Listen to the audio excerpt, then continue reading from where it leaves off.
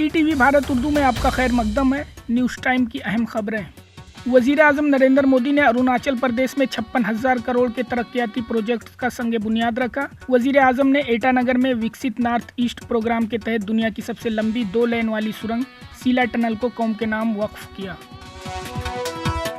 Delhi assembly में आज budget इजलास से खिताब करते हुए वजीर आला अरविंद केजरीवाल ने बीजेपी को तनकीद का निशाना बनाया। उन्होंने बीजेपी पर तंज करते हुए कहा कि अगर मौजूदा दौर में श्री राम होते तो बीजेपी वाले उनके घर भी ईडी और सीबीआई भेज देते।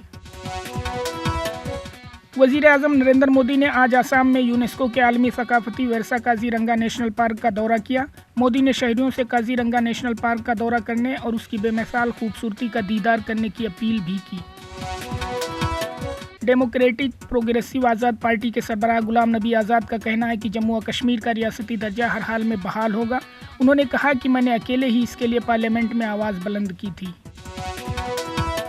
लोकसभा इंतखाबात से कबल मगरबी बंगाल में बीजेपी को जोरदार झटका लगा है। झाड़ग्राम पार्लिमानी हलके से बीजेपी के रुकन पार्लियामान कुंवर हेम्ब्रम ने पार्टी छोड़ दी है। बहुजन समाज पार्टी की सदर मायावती ने आइंदा लोकसभा इंतखाबात में किसी भी सियासी पार्टी के साथ इत्तेहाद करने की कयास आराइयों को मुस्तरद कर दिया। उन्होंने कहा कि बीएसपी अकेले अपने बलबूते पर इलेक्शन लड़ेगी। नेशनल इन्वेस्टिगेशन एजेंसी ने बेंगलोर रामेश्वरम कैफे धमाके के मुश्तबे मुलजिम की नई तस्वीर जारी की हैं। एनआईए ने उस मुश्तबे शख्स की शिनाख्त के लिए अवाम से मदद तलब की है। मारूफ इनोवेटर सोनम वांगचुक ने लेह के एनडी स्टेडियम में लद्दाख को रियासती दर्जा और छठे शेड्यूल के मुतालबे के हक में 5 मार्च से भूख हड़ताल शुरू की है। पाकिस्तान के सदारती इंतखाबात में आसिफ अली जरदारी को सदर मुंतखब किया गया। वो दूसरी बार पाकिस्तान के सदर बनने वाले पहले सिविल शख्सियत बन गए। पाकिस्तान की 4 सूबाई असम्बलियों में सदारती इंतखाब के लिए आज वोटिंग हुई।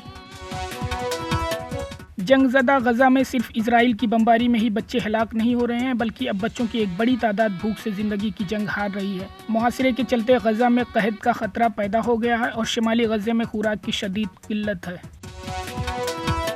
भारतीय टीम ने इंग्लैंड के खिलाफ धर्मशाला में खेले जा रहे 5वें टेस्ट मैच के तीसरे दिन इंग्लैंड को इनिंग्स और 64 रन से शिकस्त देकर सीरीज 4-1 से जीत ली है। भारतीय टीम के स्टार स्पिनर रविचंद्र अश्विन ने इस जीत में अहम किरदार अदा किया है।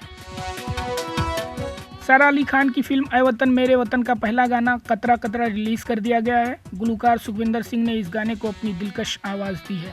मज़ीद खबरों के लिए लॉगिन कीजिए www.etvbharat.com।